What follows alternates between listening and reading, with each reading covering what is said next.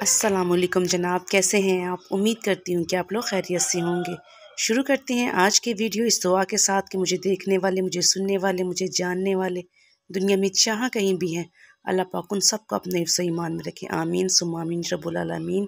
सो जनाब, आज आपके साथ शेयर करने जा रहे हैं रमज़ान स्पेशल खुबानी की चटनी।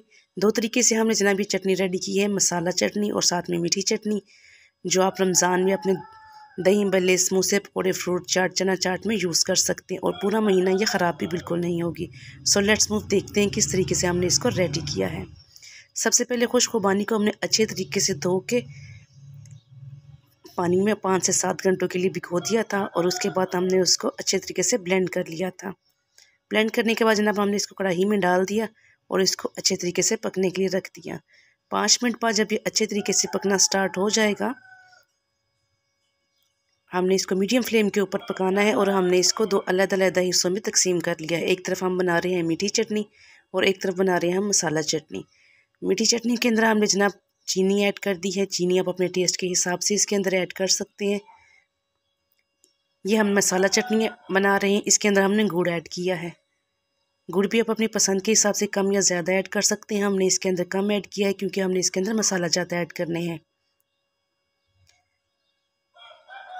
गुड़ हमारा जनाब अच्छे तरीके से जब मेल्ट हो जाएगा, इसके बाद हमने इसके अंदर मसाले ऐड कर देने हैं। पिसी हुई मिर्च हमने इसके अंदर ऐड की, कुटी हुई मिर्च, नमक और काली मिर्च हमने इसके अंदर ऐड कर दी और अच्छे तरीके से अब हमने इसको पका लेना है। फर्स्टली हमने गुड़ डाल के इसको अच्छे तरीके से पकाया था। जब गुड़ सारा मेल्ट हो गया, उसके बाद हमने इसके अंदर मसाले डाले और 5 से 7 मिनट तक मज़ीद हम इसको पकाएंगे।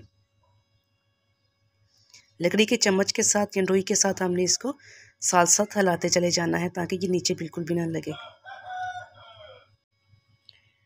चटनी को बहुत ज़्यादा ना हमने पतला रखना है और ना ही हमने इसका गाढ़ा बहुत ज़्यादा करना है। हमने इससे मुनासिब सा टेक्सचर, जिस तरह की चटनी हमारी होती है उस तरीके से हमने इसको रखना है। मीडियम फ्लेम पे हमने अच्छे तरीके से इसको पकाया। 1 चम्मच कॉर्नफ्लोर लास्ट में हमने लिया, थोड़े से पानी में हमने इसको मिक्स किया अच्छे से और इसके अंदर डाल दिया। 5 से 7 मिनट मज़ीद हमने इसको पकाना है और ये हमारी बिल्कुल चटनी रेडी हो जाएगी बन के।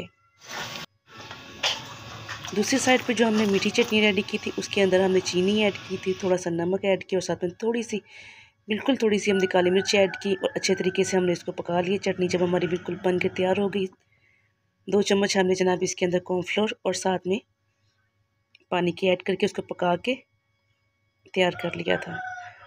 चटनी हमारी बनकर रेडी हो गई। इसको हमने ठंडा कर लिया। ठंडा करने के बाद जनाब हमने इसके अंदर एंड पे बिल्कुल टार्टरिक एसिड, जिसको टार्टरी भी बोला जाता है, स्पाइसी जो चटनी है, उसके अंदर हमने हाफ चम्मच ऐड किया क्योंकि ये कम मिकदार में थी। और जो मीठी चटनी हमने बनाई थी उसमें फुल चम्मच हमने ऐड कर दिया और अच्छे तरीके से हमने इसको मिक्स कर लेना है। दोनों चटनियों के अंदर हमने अच्छे तरीके से इसको मिक्स किया। शीशे के जार हमने ले लिए और आहिस्ता आहिस्ता तमाम चटनी हमने जो है, सबसे पहले हमने इसके बड़े जार के अंदर मीठी चटनी ऐड की है। इसके अंदर कोई भी मसाले वगैरह हमने ऐड नहीं किए हैं। ये फ्रूट चाट में बहुत ज़बरदस्त रहती है। अगर फ्रूट्स के अंदर मिक्स करके इसकी चाट बनाते हैं, बहुत ज़बरदस्त बनती है। और ये जनाब हमारी स्पाइसी चटनी, छोटे जार में हमने स्पाइसी चटनी डाल ली है। आप इस तरह की चटनियाँ बना के अपने घर में रख सकते हैं।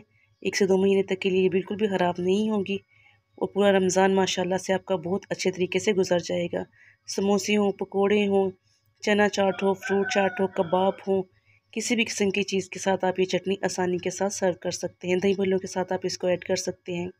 सो जनाब, if you like this video so please like and share this video and subscribe my channel and press bell icon. मिलते हैं किसी अच्छी और इन्फॉर्मेटिव वीडियो में इंशाअल्लाह। टिल देन, अल्लाह हाफिज़। Thanks for watching.